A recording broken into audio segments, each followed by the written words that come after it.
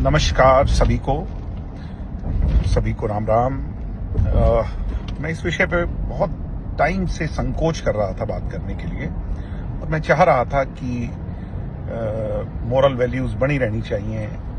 हो सकता है दो लोगों के बीच में अंडरस्टैंडिंग ना हो और दो अलग विचारधाराओं में हो, पार्टियों में हो, मगर कुछ लोग सिर्फ अपनी राजनीति झूठ, फरेब, गुंडई, बदमाशी और इससे आगे लोगों को धमकाना, डराना, इससे आगे बढ़ ही नहीं पा रहे हैं। और अब जब उनका बस नहीं चल रहा बेचारों का, तो सिर्फ और सिर्फ जो है वो झूठ की बुनियाद पर करना चाहते हैं। कुछ दिन पहले खबर आई कि जननायक जनता पार्टी के कुछ लोग बाजड़ा से ज्वाइन कर गए। बाद में पता चला और एक्सपोज हुआ कि वो इंडियन नेशनल लोकदल पार्टी के कार्यकर्ता थे। ऐसा ही हुआ, मेवात के कुछ युवा साथी इंडियन नेशनल लोकदल पार्टी को ज्वाइन कर गए। बाद में पता चला कि वो जननायक जनता पार्टी से संबंधित थे ही नहीं, बल्कि इनके अपने ही लोग थे जिनको बार बार इन लोगों ने पटका पहना दिया, दूसरी बार पटका पहना दिया। आज मैं देख रहा हूं उसी पार्टी का जो अपने आप को मुखिया कहते हैं, उन मुखिया महोदय ने जो सत्य की दुहाई देते हैं और जिनका प्रदेश में नाम के आगे सत्य भी लिखा जाता है, वो एक व्यक्ति है धर्मवीर फौजी। उन्हें इंडियन नेशनल लोकदल ज्वाइन करवा रहे हैं और अपने ट्विटर और एक्स अकाउंट पर लिख रहे हैं कि ये व्यक्ति जो है ये जननायक जनता पार्टी का लोकसभा का पूर्व का प्रत्याशी रहा है। अब मैंने इस खबर को पढ़ा और मैं हंसने से भी नहीं रुक पाया।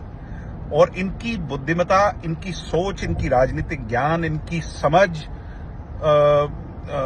को मैं क्या कहूं। मुझे आज हंसना भी आ रहा है, अचंभा भी हो रहा है, और वो मेरे अपने परिवार के लोग हैं, तो मैं कुछ ज्यादा कह भी नहीं सकता, मेरी भी लिमिटेशंस हैं। पहली बात, जननायक जनता पार्टी की फॉर्मेशन 2018 में हुई और जिसके तुरंत बाद चुनाव आया, जींद का चुनाव, जो कि मैंने लड़ा, और जींद के चुनाव के बाद आया लोकसभा का चुनाव, जब हमारी पार्टी को पहला सिंबल, टेम्परेरी सिंबल अलॉट हुआ था, जो कि चप्पल का निशान था। और लोकसभा के उस चुनाव के अंदर हमारा आम आदमी पार्टी के साथ गठबंधन था और रोहतक की सीट हमारे पास थी। और रोहतक की सीट पर मेरे बड़े भाई और हमारे इंसो के राष्ट्रीय अध्यक्ष भाई प्रदीप देसवाल चुनाव लड़े थे और उन्होंने अच्छे मत भी हासिल किए थे और अच्छा चुनाव लड़े थे, बड़े जज्बे से चुनाव लड़े थे।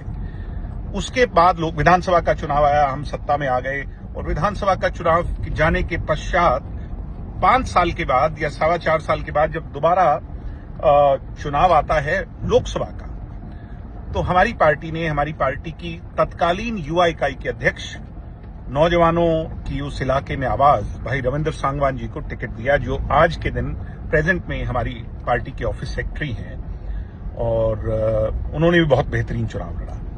अब मैं इनकी बुद्धिमत्ता पर इसलिए सवाल उठा रहा हूं, इनकी सोच पर और समझ पर इसलिए सवाल उठा रहा हूं, और आप जागरूक लोगों को एक बात बताना चाहता हूं कि जिस धर्मवीर फौजी की बात कर रहे हैं श्रीमान सत्य जी से कहना चाहूंगा कि सत्य जी, ये तो आपकी पार्टी के ही कैंडिडेट थे, ये तो आपकी पार्टी के लोकसभा इनेलो के कैंडिडेट रहे हैं। क्या हो गया आपको? सोच भूल गए हैं, समझ भूल गए हैं? और इस व्यक्ति को कितनी बार पार्टी ज्वाइन कराएंगे? इस व्यक्ति को आप 4 या 5 बार पार्टी ज्वाइन करा चुके हैं। मुझे ये नहीं समझ आ रहा कि जननायक जनता पार्टी, दुष्यंत चौटाला, डॉक्टर अजय सिंह चौटाला, और हमारे तो कोई साधारण कार्यकर्ता का भी रात को सोते हुए इन लोगों को सपना आता है। ये हमारे से ऊपर नहीं उठ पा रहे। ये कांग्रेस की बात नहीं करते, ये बीजेपी की बात नहीं करते, ये हुड्डा की बात नहीं करते। इनको सोते जागते जो है ना, एक ही सपना, दिन रात एक ही जगह इनको जो है चिंता रहती है, पेट में इनके दर्द रहता है। और मैं कहूंगा सत्य जी, जाकर के कहीं अच्छी जगह से इलाज कराइए, या जो आपके एडवाइजर्स हैं उनको कहिए कि अच्छी जगह से जाकर के मानसिक तौर पर जो आपकी स्थिति गोल मटोल हो गई है उसका इलाज करवाइए। ये व्यक्ति हमारी पार्टी के कैंडिडेट नहीं रहे हैं। बार बार झूठ बोलना बंद कीजिए। मैं नहीं चाहता था कि मैं आऊं, मगर विवश कर रहे हैं, मजबूर कर रहे हैं, झूठ बोल रहे हैं। सत्य ही जब झूठ बोलेगा तो फिर जनता का क्या होगा? ये बड़ा सवाल हरियाणा प्रदेश के सामने है। इस झूठ की राजनीति, फरेब की राजनीति को बंद कर दीजिए कृपया करके। धन्यवाद।